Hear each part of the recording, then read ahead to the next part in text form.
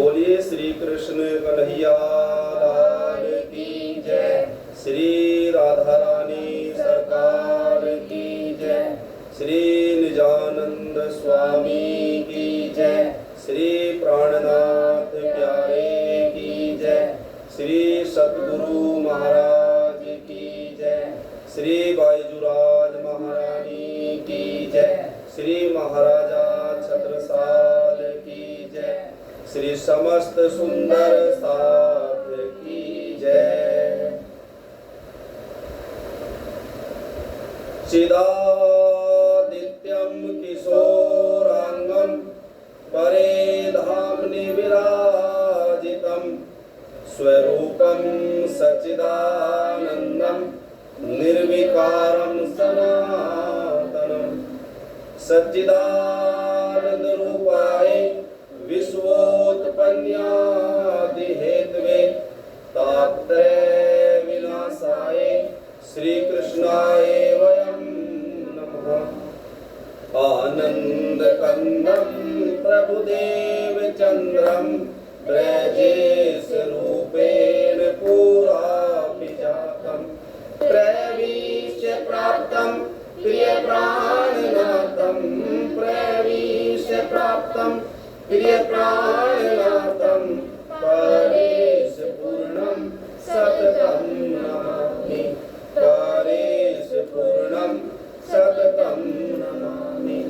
ब्रह्म प्रिया जागरणाय जाते सर्वस्वैकाता भव सिंधु प्राता विज्ञान दाता निज धर्म दाता दीनेक बंधो शरणं प्रपद्ये दीनेक बंधो शरणं प्रपद्ये।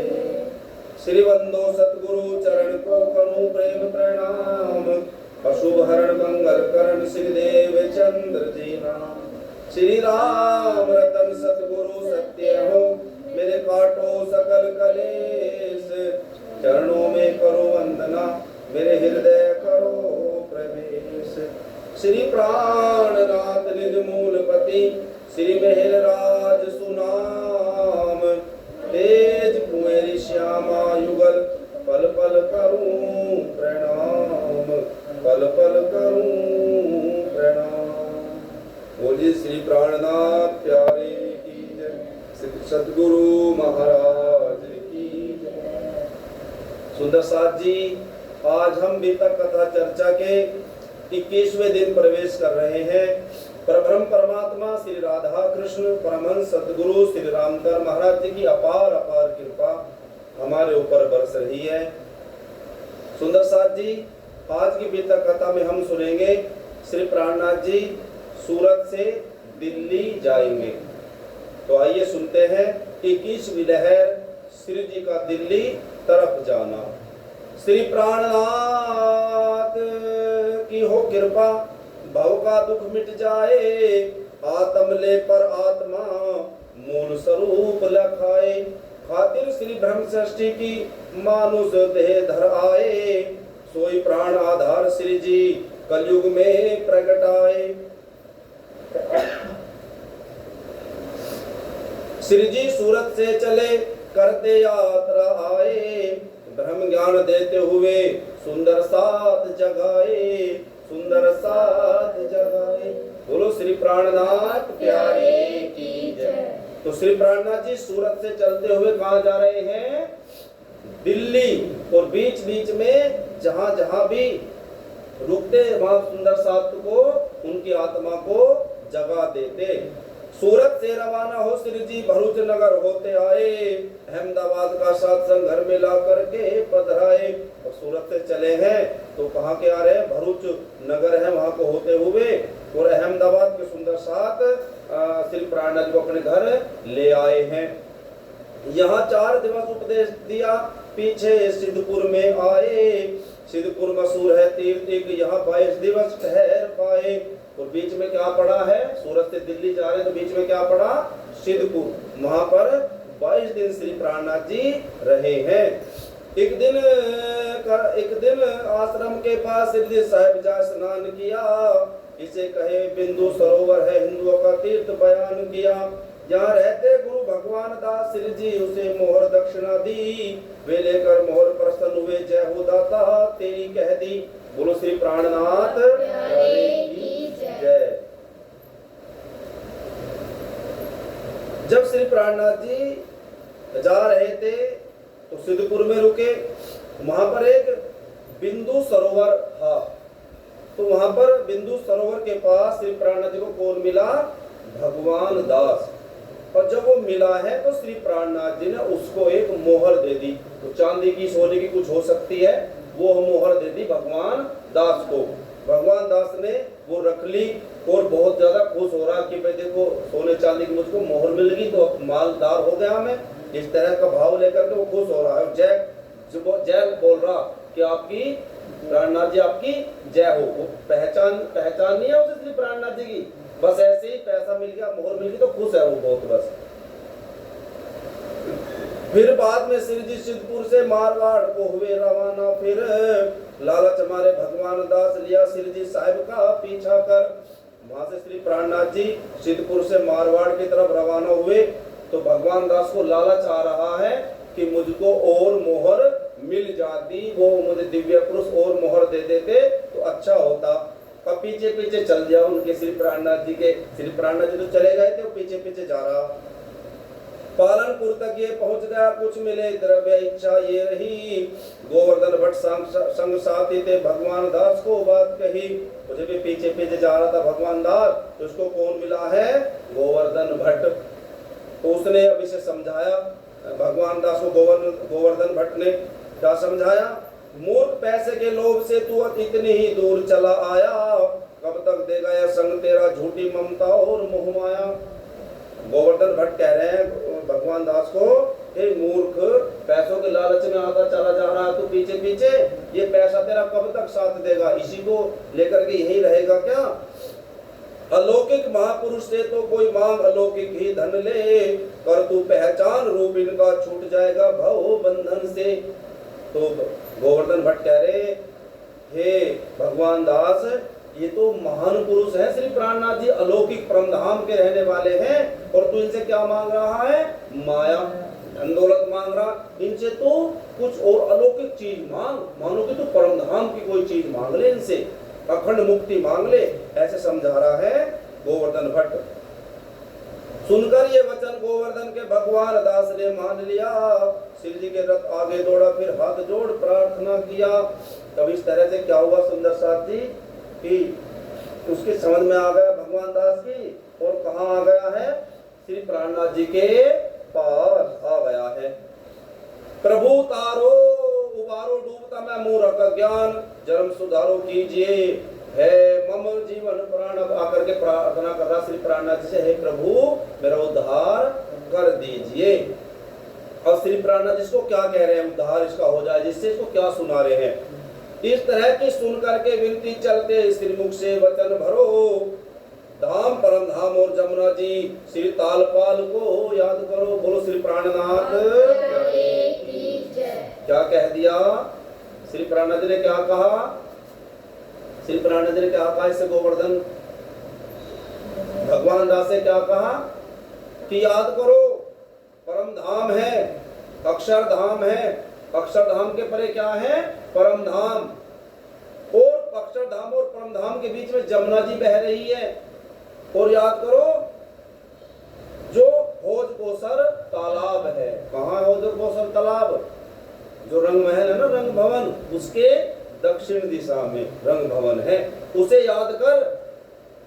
ब्रजराज में खेल देखने को हम सब मिल करके धाये थे, लेकर के मनोरथ फिर आए पूर्ण होने पाए। तो याद करो, हम परमधाम से ब्रज में आए, हम रास में आए, फिर हमारी इच्छा पूरी नहीं हुई है, तो फिर कहाँ आए? तीसरी बार तन धारण कर ब्रह्म सृष्टि सारी आई है। अब यहाँ से जागृत होकर के निज धाम को चलना भाई है। और कह रहे याद करो, हम तीसरी बार इस जागने के ब्रह्मांड में आए हैं। अब हमें यही नहीं रहना माया के चक्कर में, जाग करके कहाँ चलना है? अपने परमधाम चलना है।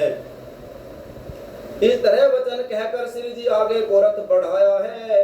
भगवान दास इन वचनों को फिर अपने ध्यान में लाया है।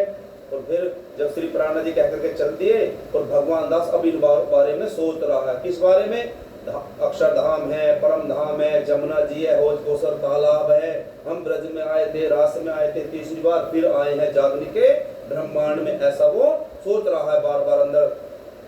घर आकर करता मनन रहा 6 माह तलक इन वचनों को। सत्संग में केशव जी भट्ट से बोले ये जा सब सज्जनों को। और कितने दिन तक है मौन सा है वो, कितने दिन तक गुनगुना रहा है इन चीजों को? 6 महीने हो गए हैं। कब इसे कौन मिला है? केशव भट्ट। सब कथा कहीं भट्ट से ये चारों वचन सुनाए लिए दिए। केशव भट्ट ने इनसे पूछा ये वस्तु कहां से पाए लिए। केशव भट्ट कहने लगे भगवान दास चुप चुप रहता है, कुछ तो बता क्या बात है। तो इसने ये शब्द उसको सुना दिए, परम धाम, जमुना जी, अक्षरधाम, होज कोसर तालाब, ये सारी बातें बता दी केशव भट्ट से भगवान दास ने। भगवान दास जी तब बोले रमते महात्मा आए थे, उनके मुख से मैंने तो ये 4 शब्द सुन पाए थे। केशव भट्ट ने कहा कि कहां से सुने हैं तूने ये बातें कहां से सुनी? तो भगवान दास कह रहा कि एक महात्मा जा रहे थे, मैंने उनके वचनों से इन बातों को सुना है। केशव भट्ट इनसे बोले तुमको तो उनका पता नहीं, ये महापुरुष साक्षात ब्रह्म, बतलाओ दर्शन मिले कहीं। बोलो श्री प्राणनाथ।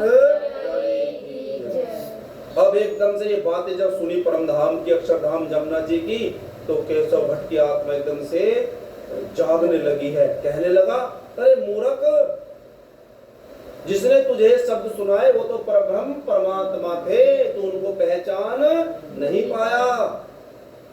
जो शब्द तुम्हें उपदेश दिए दूजे के मुख से नहीं आवे, तुमने की भूल बड़ी भारी, आत्मा सुधार कर पावे। अब मैं उनको जा ढूंढूंगा, उन्हीं महात्मा के द्वारा कर दर्शन जन्म को सफल करूं, उनका उपदेश सुनूं प्यारा। अरे पागल, तू यहीं रह गया और उनसे तूने माया मांगी, और अब तो मैं उन्हीं परब्रह्म परमात्मा के पास जा रहा हूं, उन्हीं से सत्संग सुनूंगा और अपना उद्धार कर लूंगा। ऐसा किसने कहा? केशव भट्ट ने।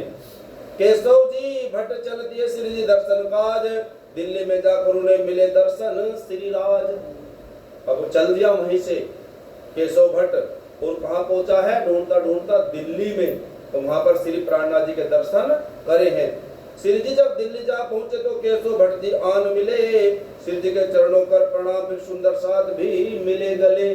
आकर के दिल्ली में मिला है, श्री प्राणनाथ जी को प्रणाम किया और फिर सुंदर साथ में केशव भट्ट के गले लग रहे हैं, मिल रहे हैं। फिर सुनी अलौकिक चर्चा जब आत्मा जागी हुई एक दिल, फिर सुनी अलौकिक चर्चा जब आत्मा जागी हुई एक दिल, तत्काल आत्मा जागृत हो उठी आनंदमयी होकर, साक्षात्कार निज धाम हुआ, निज मूल पति के दर्शन कर। क्या हुआ? जब उसने सत्संग सुना केशव भट्ट श्री प्राणनाथ जी का, तो मानो कि उसकी आत्मा जाग गई है और मानो कि उसको परम धाम का दर्शन हो रहा है। उस श्री प्राणनाथ जी को उसने जान लिया कि ये मेरे श्री राज, मेरे मालिक हैं। सुरतारतम वापस लौटे भगवान मिले सिद्धपुर आकर, इनको ही रेवादास कह लो पहले ही मिले अवसर पाकर। इनको भी तारतम देना कर दी यहाँ स्थापना मंदिर की, केशव राय जी भट्ट करते चर्चा श्री तारतम सुंदर की। अब तारतम सुनने के बाद अब केशव भट्ट भी सुंदर साथ को जगाने लग गए हैं, तारतम वचन सुनाने लग गए, परमधाम की बात बताने लग गए हैं। धनी कृपा से इस जगह बड़ा है बहुत प्रकाश, तारतम सबको दिया केशव भट्ट जी खास। यहाँ बहुत से सुंदर सात जगह जिनके कुछ नाम बताए हैं, द्वारिका दास और केशव दास महाजन और कुछ और जगह हैं। अब केशव दास ने बहुत सारे सुंदर सात को जगा दिया है। अब सुन लो सुंदर साथ जी, ये केशव दास है कौन? कौन है ये? रहते थे संग सिद्धि साहब के और अंत तलक ही पास रहे, जिन्होंने स्वरूप साहब बांधा यही भट्ट केशव दास रहे। बोलो श्री प्राणनाथ की जय। जब सारी वाणी उतर गई, कुलजम स्वरूप वाणी श्री प्राणनाथ जी ने अपने मुख से बोल दी, तो कितनी चौपाइयां बोली?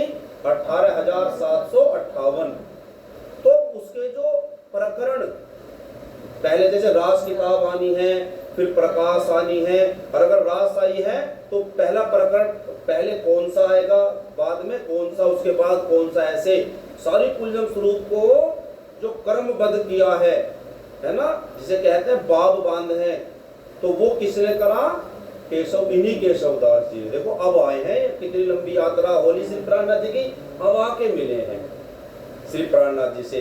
तो यही बाद में श्री प्राणनाथ जी को काम सौंप देंगे, जब धाम गमन का समय आएगा श्री प्राणनाथ जी का, तो तब इनको श्री प्राणनाथ जी काम सौंप देते हैं कि आप केशवदास क्या करो, कुलजम स्वरूप को उसके बाब बांधो, प्रकरण सहित कैसे कैसे उसको रखना है अपने अकल से।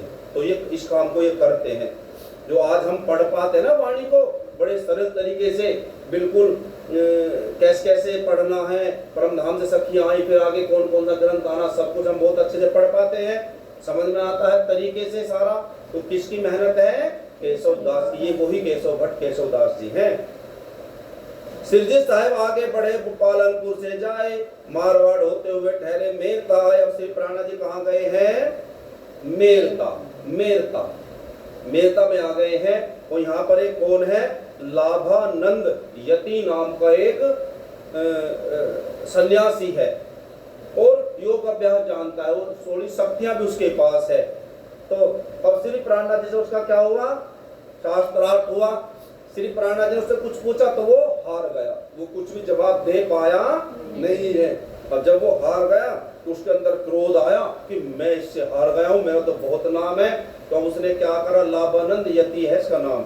इसने क्या कहा कि अपनी शक्तियों से पहाड़ उठा रहा है ना, कुछ और उठा रहा है कि इसमें दाब दाब के पहाड़ के नीचे श्री प्राणनाथ को मार दूं। लेकिन वो पहाड़ उसकी शक्तियों से उठ पाए नहीं है, मानो कि वो कुछ भी बिगाड़ पाया श्री प्राणनाथ जी का नहीं है। क्यों नहीं बिगाड़ पाया? दिन बिगाड़ जी कह रहे, रामदास जी वितक साहब में क्या कह रहे हैं?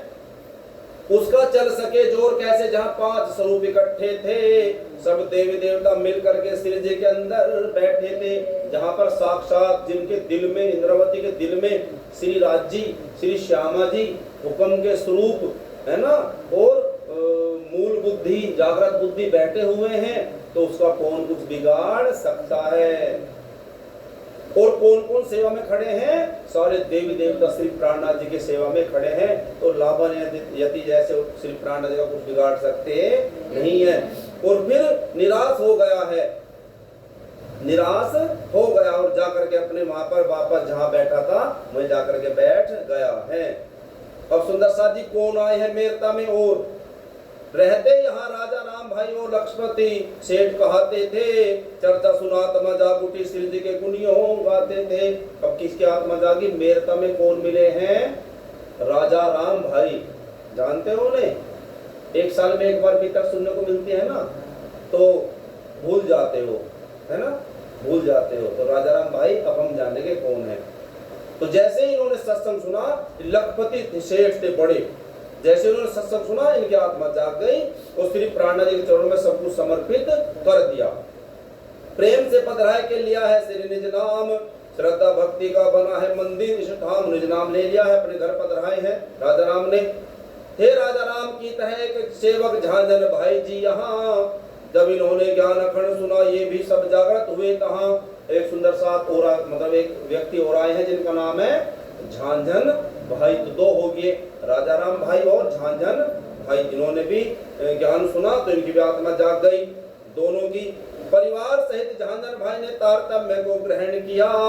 इस तरह मेरता में श्री जी 200 साथी को जगा दिया। राजा राम भाई, झांझन भाई दोनों ने परिवार, पूरे परिवार के साथ निज नाम ले लिया, प्रणामी बन गए। और क्या हुआ? यहाँ पर 200 सुंदर साथ जाग गए हैं। श्री मुखवाणी की चर्चा हो ब्रजरास अखंड ही सुनवाए।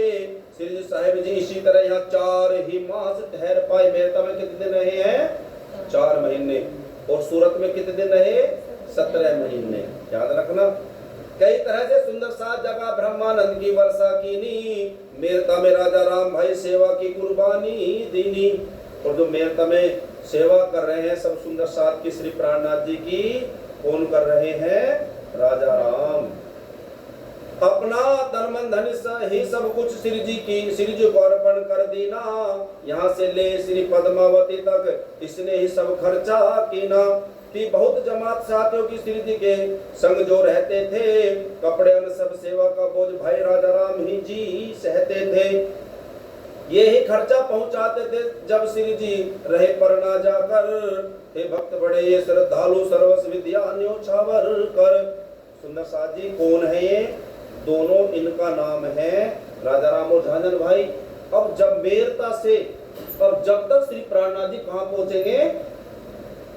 पन्ना धाम। तब तक 5000 साथी हो जाते हैं। अब कितने श्री प्राणनाथ जी के साथ? 500। मेरता से वहां सूरत से 500 लेकर के आए हैं ना, अब यहाँ भी जाग रहे हैं, तो बढ़ते जा रहे हैं सुंदर साथ। तो जितने भी सुंदर साथ की भोजन की व्यवस्था, कपड़े की व्यवस्था और जो भी सुविधाएं थी, कौन करते थे? राजा राम और झांझन भाई दोनों थे, सेठ थे। इन्होंने सेवा ले ली। एक एक रुपया जो भी खर्च में आता, ये दोनों सुंदर साथ खर्च किया करते थे पन्ना तक। क्योंकि वाणी में श्री प्राणनाथ जी क्या कह रहे? तुम सेवा से पाओगे पार। अगर परमधाम जाना है तो एक ही मन में चीज को ठानना है। क्या? श्री प्राणनाथ जी श्री कृष्ण कन्हैया हमारे क्या है? परब्रह्म परमात्मा हमारे मालिक है, और हमें इनकी सदा सदा सेवा करते रहना है। और सुंदर साथ और अपने गुरुओं की, तो इन्होंने करी है सारी सेवा। अब क्या हुआ सुंदर साथ जी? तो सारी सेवा इन्होंने ले ली। समझ गए हो ना? दो सुंदर साथ बड़े सेवक थे। अब एक दिन श्री प्राणनाथ जी घूमने जा रहे थे बाग की तरफ। रोज जाते थे। एक दिन आवाज आई कि एक मुल्ला मस्जिद में आवाज लगा रहा, अजान दे रहा है।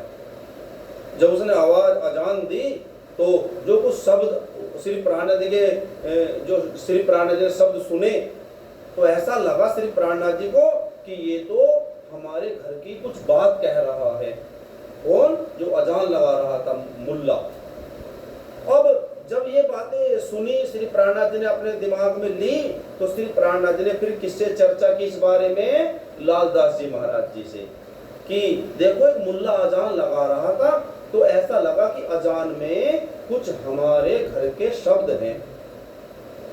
तो दोनों की आपस में बातें हुई, श्री प्राणनाथ जी की और श्री लालदास जी महाराज जी की।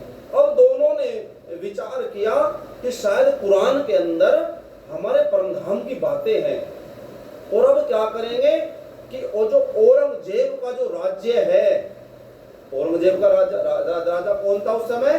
औरंगजेब। हम कह रहे हैं कि औरंगजेब को अब हम समझाएंगे कुरान के द्वारा कि देखो जो हमारे श्री कृष्ण है, जो हमारा परम धाम है, उसके बारे में तुम्हारी कुरान में भी लिखा हुआ है। इसके बारे में श्री कृष्ण जी के और परम धाम के बारे में लिखा हुआ है।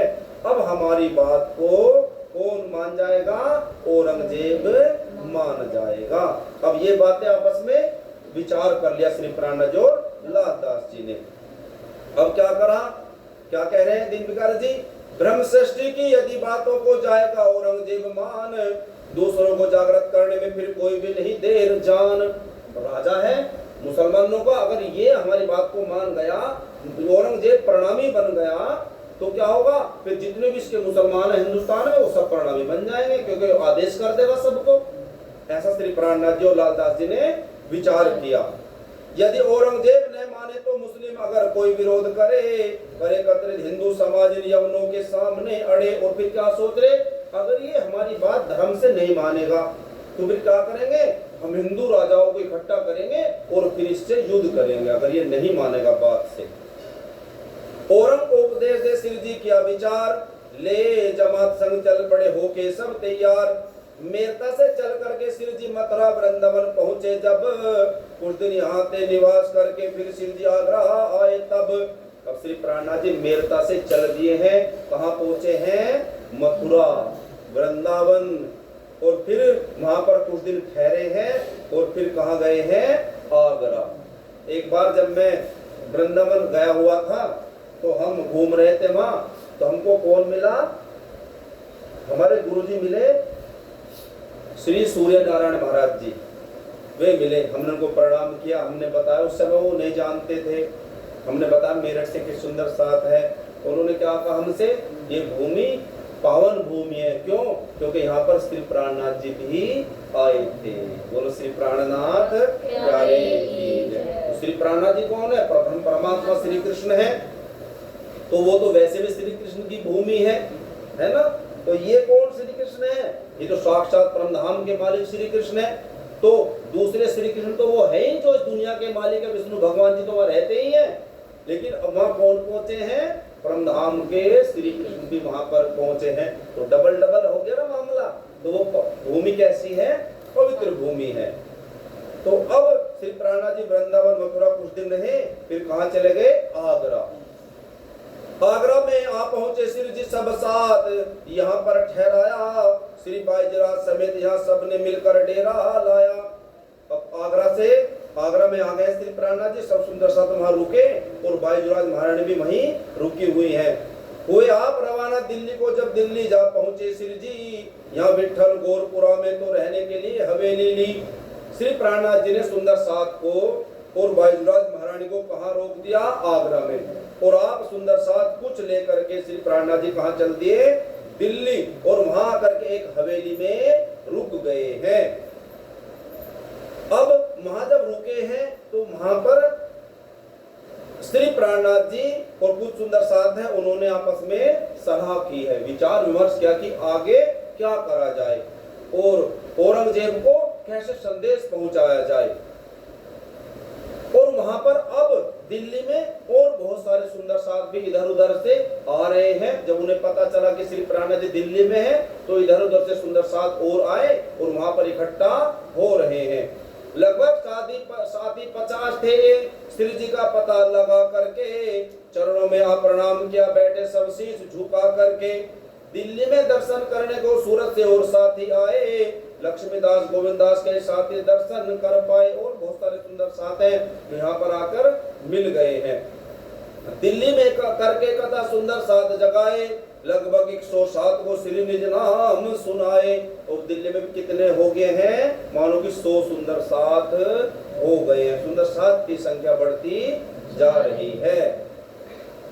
भेजा था गोवर्धन भट्ट को मेरता से ही साहिब जी ने, यशवंत सिंह राठौर को तो जागृत करने को श्री जी ने। अब एक तरफ तो औरंगजेब को सत्संग के द्वारा समझाया जाए, प्रणामी बनाया जाए, दूसरी तरफ श्री प्राणनाथ जी ने गोवर्धन भट्ट को भेज दिया यशवंत सिंह राठौर के पास, जो एक राजा थे, कि उनसे बात कर और उन्हें समझा कि वो औरंगजेब से लड़ने के लिए तैयार हो जाए। किसको भेजा? गोवर्धन भाई को श्री प्राणनाथ जी ने। दे करके पत्र पिशावर को था भेजा गोवर्धन भाई, अंकुर न होने के कारण आत्मा ने जागृत हो पाई। तो गोवर्धन भाई गए, उसे समझाया कि भाई तू मुसलमानों के लिए लड़ने के लिए तैयार हो जा। तो उसने बात नहीं मानी, वो डर गया कि मैं तो एक छोटा सा राजा हूँ, मुझ औरंगजेब खत्म कर देगा, मैं औरंगजेब से लड़ सकता नहीं हूँ। फिर अब गोवर्धन वापस आए हैं श्री प्राणनाथ जी के पास। अब क्या हुआ? 2-3 आत्मा जागृत की दिल्ली में गोवर्धन आकर श्री जी साहब का डेरा ढूंढा, वापिस आए निराश होकर। दूसरे दिन बाजार में मिले हैं दास गरीब, संग में ले आए हैं श्री जी साहब करीब। और जब वो श्री प्राणनाथ जी को ढूंढ रहे थे, वापस आए गोवर्धन भाई, तो श्री प्राणनाथ जी को वो ढूंढ रहे थे, तो उन्हें रास्ते में बाजार में कौन मिला? गरीबदास। और गरीबदास उनको लेकर के श्री प्राणनाथ जी के पास लाए हैं। जब वो गोवर्धन भाई श्री प्राणनाथ जी के पास आए तो उन्होंने कहा, हे श्री प्राणनाथ जी, यशवंत सिंह राठौर माना नहीं है औरंगजेब से लड़ने के लिए, मैंने उसको बहुत कुछ समझाया है तो वो माना नहीं है। अब क्या हुआ सुंदर साथ जी?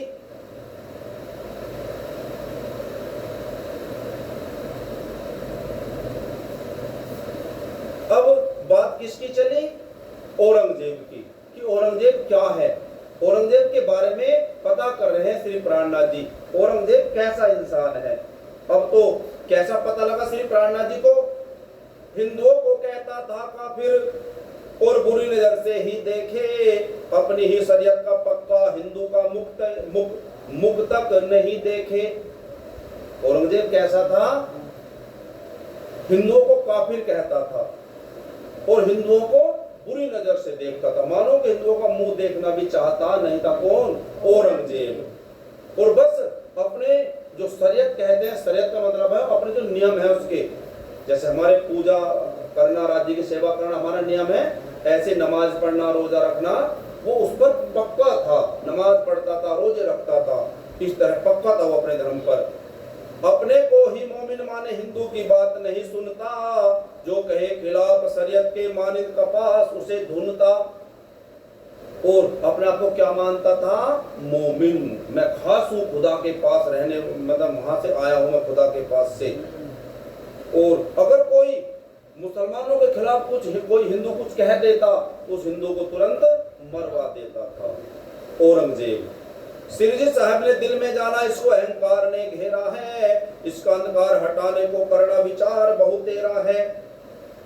अब विचार क्या श्री प्राणनाथ जी ने कि इसके अंदर जो ये कट्टरता भरी हुई है हिंदुओं को लेकर के, इसको कैसे दूर किया जाए।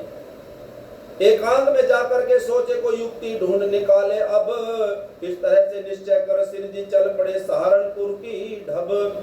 देखो ऐसे ऐसे शब्द है ना, ढब का मतलब उनकी तरफ है ना। बोडिया से सहारनपुर पहुंचे सरदार, छतरिक रहता था, मशहूर श्रद्धालु भक्त था, ये सब प्रेम से सेवा सहता था। श्रीजी साहब इसके घर ठहरे, तन मन धन से सेवा करता। यहाँ पड़ी बीमारी महामारी, था नाग भाई सीधा मरता। श्रीजी ने आत्म के बल से मरने से उसे बचाया है, ये सारे सारे शहर में खबर उठी मुर्दा जिंदा हो पाया है। बोलो श्री प्राणनाथ प्यारे की जय। बीमारी आ गई, मानो कि महामारी आ गई, जैसे हमारे यहाँ कोरोना आ गया था ना, ऐसे वहां महामारी आई तो नाग जी भाई हैं वो मानो कि बिल्कुल मरने के लायक हो गए थे। तो श्री प्राणनाथ जी ने अपनी आत्म शक्ति से उसको जगा दिया, जिंदा कर दिया, उसको मरने से बचा लिया। तो सारे शहर में बात फैल गई कि उस महान पुरुष ने, जो दिव्य पुरुष है, उन्होंने एक आदमी को जिंदा कर दिया है। जैसे हमारे परमहंस सदगुरु श्री रामदास महाराज जी ने एक मैया का बेटा जिंदा कर दिया था, जिसको सांप ने काट लिया था। जाकर पहुंचे राजा के पास, उसको उपदेश बहुत दीना, कहा धर्म की रक्षा करने को उसने कुछ सोच नहीं कीना। अब कहां पर एक संदेश कहां भिजवाया है? एक राजा है निर्मल दास, नहीं निर्मल दास को भेजा है राजा को जगाने के लिए। अब उसे भी निर्मल दास ने जाकर के कहा कि भाई तैयार हो जा मुसलमानों से लड़ने के लिए, लेकिन उसको भी, उसकी आत्मा भी जाग नहीं पाई है, वो भी लड़ने के लिए तैयार नहीं हो पाया है। अपनी दुर्बलता के कारण वो पार के रास्ते नहीं चढ़ा, न जागृत हुई उस आत्मा उसकी, था जीव सृष्टि न हुआ खड़ा। और जागता कौन नहीं है? जो जीव सृष्टि होती है। जो ब्रह्म सृष्टियां हैं वो तुरंत ही जाग जाती है। जैसे कौन जागा? लक्ष्मण सेठ लालदास जी महाराज जी जाग गए। और यहाँ पर अभी आपने देखा केशव भट्ट केशव दास जी तुरंत जाग गए, बात सुनी है और तुरंत जाग गए हैं। लेकिन जीव सृष्टियां जो होती हैं उन्हें चाहे कितना भी कह रहे श्री प्राणनाथ जी, लाख बेर प्रमोदिए। जो पक्के जीव है ना, जो जिनका काम ही दुनिया में रहना है, जन्म लेना मरना 84 लाख योनियों में भटकना है, वो कभी भी जाग सकते नहीं है, चाहे आप उनको 1 लाख बार सत्संग सुना लो। अब जब कोई भी जाग नहीं रहा है राजा, तो अब कैसे काबू पाया जाए औरंगजेब पर? ये विचार किया श्री प्राणनाथ जी ने लालदास जी महाराज जी से। अब सोचा एक पत्र लिख दिया जाए लाल औरंगजेब के लिए, और उसमें कुछ बातें खास खास लिखी जाए धर्म के बारे में, जिससे औरंगजेब उसको पढ़े और वो जाग जाए और परिणामी बन जाए। तो क्या हुआ? श्री भीमजी लालदास को तो दिल्ली जाने का हुक्म किया, औरंगजेब जी साहब ने लिखकर एक रूप का संग दिया। किसको भेज रहे हैं? भीम भाई और लालदास जी को श्री प्राणनाथ जी औरंगजेब के पास लेकर भेज रहे हैं, पत्र लेकर के, पत्र लिख दिया है। तब दोनों जने बोडिया से दिल्ली में आन पहुंच पाए, सुल्तान से मिलने की खातिर तजवीज ध्यान में न आए। दोनों आ गए हैं। श्रीजी साहब को आवाज हुई है, दोनों जा पहुंचे दिल्ली, ये काम न अभी सिद्ध होगा। श्रीजी को गैब से खबर मिली, भीम भाई और लालदास जी महाराज जी को श्री प्राणनाथ जी ने कहाँ भेजा है? औरंगजेब के पास। जब वो श्री प्राणनाथ जी के पास से चले गए हैं दोनों औरंगजेब को पत्र देने के लिए, तो श्री प्राणनाथ जी के अंदर, इंद्रावती सखी के अंदर राज जी मानो की आवाज लगा करके कह रहे हैं कि दोनों को अभी वहां जाने से रोक लो। तो औरंगजेब की जागने का काम अभी होने वाला नहीं है, औरंगजेब जागने वाला अभी नहीं है। ऐसे आवाज आई है श्री प्राणनाथ जी के अंदर, राज जी ने आवाज लगाई है। श्री जी साहब तो ये समझ गए जागृत सुल्तान न होवेगा, देरी संदेश पहुंचने में, लेकिन खेल कूद में खोवेगा। उसको पीछे लौटाने को भेजा है कान्जी भाई को, दिल्ली में जाकर के कहना छेड़ो न अभी सिखाई को। पीछे से कौन भेज दिया? कान्जी भाई, कि जाकर के दोनों को रोक ले, अभी औरंगजेब को संदेश न दे। इतने इस काम को बंद करें, हम दिल्ली न पहुंचे तब तक ये लालदास से कह देना संदेशा मत देना, तब तक, जब तक मैं दिल्ली ना जाऊं, श्री प्राणनाथ जी ने कहा, तब तक कुछ काम नहीं करना, संदेश ना देना। श्री कान्जी भाई दिल्ली या श्री लालदास जी को मिल पाए, श्री जी साहब का फरमान जो था वो लालदास को सुनवाए। इस तरह की आज्ञा को पाकर कर दिया मुलतवी काम सभी, कर लेंगे इनको फिर जागृत, होगा धनी धाम का हुक्म जब ही। और क्या सोच लिया है कि जब आगे चल करके ब्रह्म परमात्मा सिराज जी का आदेश होगा तब हम इसको जगा लेंगे। औरंगजेब कैसा था? औरंगजेब की सुनो दिन बिगाड़ यहाँ पर सुना रहे हैं। उसने अपनी बहन को, अपने पिता को औरंगजेब ने जेल में डाल रखा था, अपने भाइयों का कत्ल कर दिया, मरवा दिए सब, और गद्दी पर बैठ गया राजा बनने के लिए, राजा बनने के लिए। अब ये हिंदुओं को क्यों मारता था? इसको बताया गया, इसके गुरुओं ने, इसके इमाम ने बताया इसको, इसके गुरुओं ने बताया औरंगजेब को कि जो इमाम मेहदी हैं वो कहाँ आएंगे? हिंदुओं में, हिंदुस्तान में आएंगे। मतलब बुद्ध निष्कलंक अवतार, कल की अवतार। कौन? कल की अवतार। जब कल की अवतार आएंगे तो वो क्यों आएंगे? सबका उद्धार करने के लिए, सबको मुक्ति देने के लिए। कोई भी जन्म मरण के चक्कर में नहीं फंसा रहेगा, सबको मुक्ति मिल जाएगी। कैसे? जैसे सूर्य निकलता है तो किसको प्रकाश नहीं मिलता? सबको मिलता है ना, सबको मिलता है, चाहे कोई अच्छा हो चाहे बुरा हो, चाहे कोई सूर्य को मानता हो चाहे ना मानता हो, सबको प्रकाश देता है सूर्य। ऐसे ही ये कल के अवतार श्री प्राणनाथ जी आए हैं सबको मुक्त करने के लिए, सब पर कृपा बरसाने के लिए। तो इसे तो संदेश मिला था अरब से भी औरंगजेब को कि जो कल के अवतार है, सबके परमात्मा, सबको मुक्ति देंगे, वो कहाँ आएंगे? हिंदुओं में।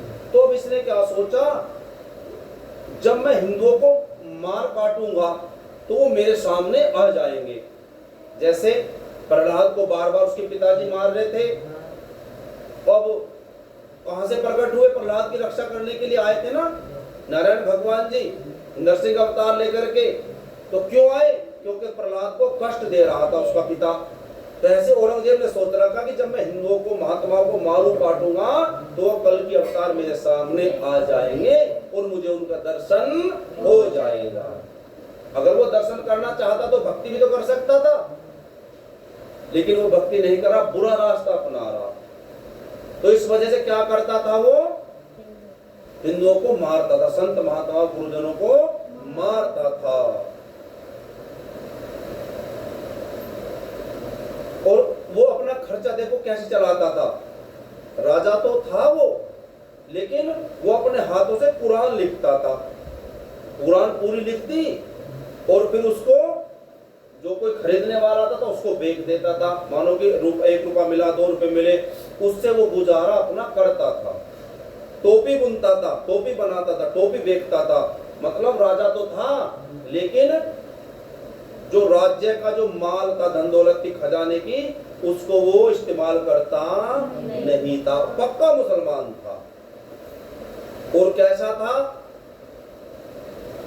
सबने मिलकर विचार की ना, यदि हिंदू धर्म उड़ाओगे, हिंदू में यदि इमाम जो है उसका दर्शन फिर पाओगे। विचार कर लिया कि हिंदुओं को मारो, और जब कल के अवतार अगर हिंदुओं में आने हैं तो वो हमारे सामने आकर प्रकट हो जाएंगे। तो इस तरह से क्या करा उसने, जहां भी मंदिर मिलते उनको तुड़वा देता, जहां भी मंदिरों में मूर्ति मिलती उनको मूर्तियों को तुड़वा देता, और कहां कर देता, फर्श में दबवा देता जहां पर उसके लोग चलते थे रास्ते में। देखो कितना बुरा वो काम कर रहा है। हमारे हिंदू देवी देवताओं की मूर्तियां हो, चाहे देवियों की हो, चाहे श्री कृष्ण की हो, चाहे राम जी की हो, चाहे हनुमान जी की हो, और जो बड़ी बड़ी मूर्ति थी उनको कैसे तुड़वाता था, हाथियों से तुड़वाता था, और सबको तुड़वा करके कहां डाल देता, रास्ते में। अगर कोई राजा, औरंगजेब की सेना राजा पर किसी पर चढ़ाई करती तो औरंगजेब ने आदेश दे रखा था, अगर कोई राजा मुसलमान बने तो उसे छोड़ दो, कलमा पढ़ने के लिए तैयार हो तो उसे छोड़ दो, नहीं तो उसको मार डालो। तो इस तरह से उसने बहुत ज्यादा कोहराम मचा रखा था।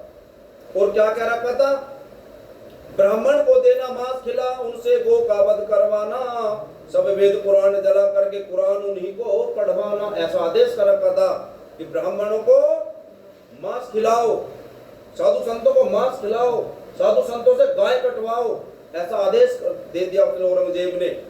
और जितने भी हमारे वेद पुराण हैं, भागवत है, गीता है, वो सबको जला दो, और सबके हाथों में क्या दे दो, कुरान दे दो, सब कुरान पढ़ेंगे हिंदू लोग। जावे उनकी दाढ़ी रखी, सिर मुंडन करवाया जावे, चमड़े का पानी उन्हें पिला, मस्जिद में बैठाया जावे। तो चमड़े के अंदर पानी भराओ, उसे पिलाओ उनको, तो दाढ़ी रखवाओ, सिर मुंडन करवा दो। सब कर्म मुसलमानी सिखला, हिंदू कोई रहने ना पावे, पंडित योगी आचार्य धर्म बाकी न कोई रह जावे। सबको क्या कर दो, मुसलमान बना दो सब हिंदुओं को। हिंदू राजा जितने भी है कर ले इस्लाम कबूल सही, वरना राजधानी पर कब्जा कर लो, है मेरा हुक्म यही। राजा को कर फकीर छोड़ो, जितने योद्धा छत्री हैं सब, उनसे हथियार छीन करके कर लेना अपने कब्जे, जब सबको अपने कब्जे में कर लो। चोटी जनेऊ न रहे हसरा कबूल कराए, पढ़े कुरान शरीफ को दो नमाज सिखलाए। किसके भी चोटी ना रहे, कटवा दो सबका सिर मुंडन। और जनेऊ पहनते हैं वैष्णवी, वो सारे जनेऊ कोई पहनने ना पाए। और क्या कर दो, सबको नमाज पढ़नी सिखा दो। जितनी सत्यवंती स्त्रियां हैं उनका भी सत्य दिखा देना, फिर करके चार दिशाओं में डंका इस्लाम का बजा देना। कोई भी जो स्त्रियां हैं वो अपने पति धर्म को ना निभा पाए, है ना, इनके सब की इज्जत तार तार कर दो, ये संदेश दे दिया। 1733 सम्मत में जब माह सुदी पंचम आई, बुधवार 4 घड़ी दिन चढ़ते असुरन की भोज चढ़ी भाई। सबको करते थे मुसलमान पृथ्वी पर हाहाकार मचा, मीरापुर मधुपुर और उज्जैन गोकुल मथुरा में जा पहुंचा। मानो कि जहां जहां भी बड़े बड़े हमारे धर्म स्थान है, तीर्थ स्थान है, वहीं पर जाकर के वो औरंगजेब की फौज क्या कर रही थी, हमला करती थी, सबको गिरा देती थी। आज अगर आप जाओ, देखो राम मंदिर तो बन गया, वो भी कई सौ साल से चल रहा था केस। और अगर आप जाओ ना मथुरा, तो जो कृष्ण जन्मभूमि है वहां पर जाओगे, जहां श्री कृष्ण जी का जन्म हुआ, जेल में, तो बिल्कुल उस जेल से ही लगी हुई मस्जिद है। उन्होंने आधा कृष्ण जन्मभूमि को तोड़ करके क्या बना दी, मस्जिद बना दी। इस तरह से जहां जहां भी हमारे धर्म के ज्यादा प्रचार था, मथुरा है, वृंदावन है ना, तो वहां पर उन्होंने पहले हमला किया और मंदिरों का नाश करा, उनको तोड़ दिया। हिंदू शहरों और कस्बों में जाकर मंदिर तुड़वाए, न रहने पाए देव मंदिर, मूर्ति फर्श में जड़वाए। सारे मंदिर तुड़वा रहा है वो, और मूर्ति को जमीन में गड़वा दिया, और फिर ऊपर चलते थे मुसलमान। जोर बढ़ा तुर्कान का धर्मी मारे आन, बड़े बड़े धर्मात्मा को कीने मुसलमान। बड़े बड़े धर्म को मानने वाले हमारे महात्मा लोग, हिंदू धर्म को मानने वाले, वो सब उसने बहुत लोग मुसलमान बना दिए। आज जितने भी हमारे हिंदुस्तान में मुसलमान हैं वो सब पहले क्या थे? हिंदू थे। ये उस समय के ही मुसलमान बने हुए, ये डर गए और क्या इन्होंने क्या स्वीकार कर लिया?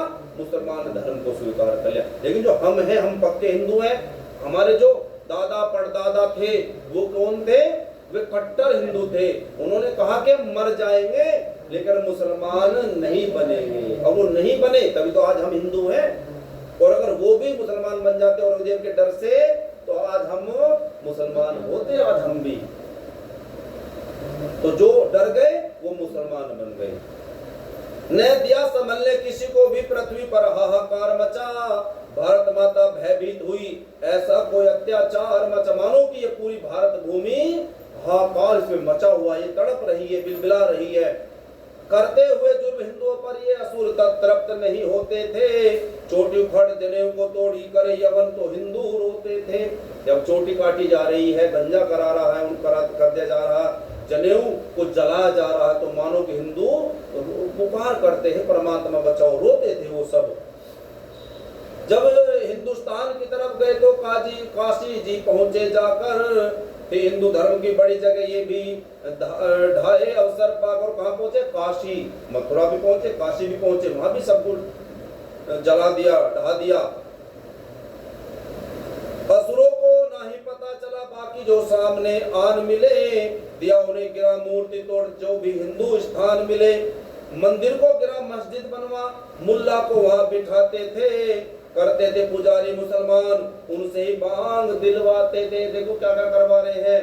मंदिर मिला, तोड़ दिया, और मंदिर में कौन बैठा दिया? मुल्ला। अब वो बना दी मस्जिद, मंदिर की मस्जिद बना दी, उसमें मुल्ला बिठा दिया, और जो वहां का पुजारी था उसको मुल्ला बना दिया। और उस अब क्या करवाते थे? उस पुजारी से अजान लगवाते थे।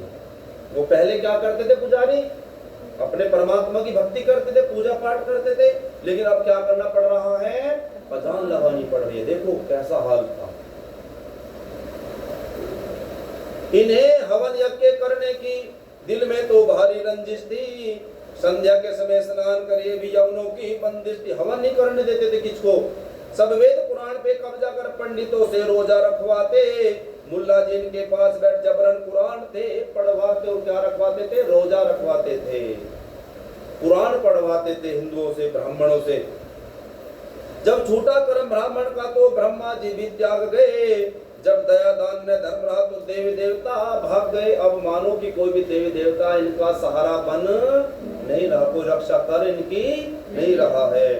खप्पर खंडे वाली देवी हो गई अलोप सभी एकदम, पूजा वाले सामान जो थे सब तोड़े, जुर्म करे न कम। मानो की सारी देवियां अब कहाँ चली गई है? सब अपने अपने धाम चली गई, कोई हिंदुओं की रक्षा कर नहीं रहा है। असुरों को जरा भी शोक नहीं, जो बागा वस्त्र कपड़े थे, तोरण चंद्रमा बिछोरी सब सामान जलाया करते थे शोर बहुत ज्यादा, और जुर्म की हद न रही कोई। आचार्य ने कोई रह पाया, आमिल की अमल गई खोई। असुरों के सामने कोई भी ठहरे नहीं जो पाता था, जो थे सिद्ध भैरव भवानी के गया भूल इल्म जो आता था। मानो वो कोई भी है साधु संत, वो किसी का भी भक्त है, मानो कि सब कुछ भूल गया। वो कोई मंत्र जानता, कोई तंत्र जानता, खोप में आकर के औरंगजेब के, तो वो सब कुछ भूल बैठा, पूजा पाठ करनी भूल गए। सबको डर लगा रहता कि ना जाने कब औरंगजेब की सेना आएगी और हमको मुसलमान बना देगी, हमको मार देगी। उनको इस्लाम कबूल करा, नौकरी में अपनी लगा लिया, उनके ऊपर अपना सिक्का एकदम ही सहाने जमा दिया। सब भक्त लोग तरह तरह करते हो करके दुखी पुकार करे, यहाँ कौन किसी की सुनता था, गर्दिश में बांधे सभी फिरे। अब एक दूसरे की कोई मदद नहीं करा, क्यों? सभी दुखी हैं, कौन किसकी मदद करे? न पिता पुत्र की मदद करे, न चेला गुरु को पास करे। ऐसा ही जुल्म किया जालिम, स्त्री न पति की आस करे। न पिता को पुत्र की चिंता, न पुत्र को पिता की चिंता, सबको अपनी अपनी चिंता, चारों तरफ हाहाकार मचा रखा है। मचा है शोरो गुल बहुत जो सूर सुबट रणधीर, शहर छोड़ जंगल गए धार के रूप फकीर। तो बड़े बड़े योद्धा थे, सबने हथियार त्याग दिए और कहां जाकर के छिप गए, जंगलों में। इतना कहर मचा दिया औरंगजेब ने। करने आराम देवता भी जा पहुंचे स्वर्ग ठिकाने पर, ऐसा सुर ने जुल्म किया हिंदू का धर्म मिटाने पर। मानो कि देवी देवता भी आज हिंदुओं की रक्षा नहीं कर रहे, वो भी कहां चले गए, अपने स्वर्ग में जाकर के बैठ गए हैं। क्या ही राजा क्या राणा कर दिया नष्ट सब कर्म कर्म धर्म, हर तरफ सताना था इनका न आवे कुछ असुरों को शर्म। जो कहीं कहीं मूर्ति मिले हाथियों के पग में बांधे तो, कुछ फरसों में जड़वा करके पैरों के नीचे राधे तो। डर के मारे हिंदू के घर रोटी भी नहीं पकती थी, बच्चे और स्त्री पुरुषों को बस यही बात खटकती थी। मानो कि कहीं कहीं दिन तक रोटी भी घर नहीं बन रहा। मानो कि हमारे बच्चे हैं छोटे छोटे, ऐसा आ जाए कई कई दिन से भूखे हैं तो कैसा हमारा जीवन होगा, विचार करो। बहके मारे हर समय प्राण सूखते जाए, लहू पानी एक कर दिया ऐसा जुल्म ये ढाई। मानो कि जैसे पानी बहता है ना नालियों में, नालों में, ऐसे लहू बह रहा, खून बह रहा है। वही चाल इनकी रही डर क्यों मन में लाए, मकसद पूरा न हुआ आगे कदम उठाए। तीर्थ काशी से द्वारावती, कहाँ जगन्नाथ और श्वेत रहा, रामेश्वर सेतु बंद जो है बद्री और श्याम समेत। कहा जितने भी हमारे जगन्नाथ है और काशी है, रामेश्वर है, सब में हाहाकार मचा रखा था। शिव शक्ति की मूर्ति ज्योति गणपति और हनुमान की भी, सब तोड़ ताड़ के भंग के करे युद्ध बड़े घमासान की भी। संतों के आश्रम तुड़वाए तोड़े तालाब सरोवर भी, करके घट्टा प्रतिमाओं को बांधे पुलते सरो जोरावर भी। क्या करते थे, बहुत बड़ी बड़ी मूर्तियां थी हनुमान जी की, शिव जी की, है ना, गणपति की।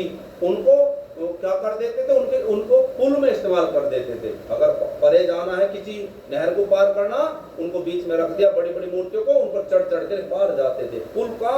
पुल में उनका इस्तेमाल कर दिया। प्रतिमाओं को पुल के ऊपर संतों को चलना पड़ता था, उसका तो शीश उतारे थे इनके आगे जो अकड़ता था।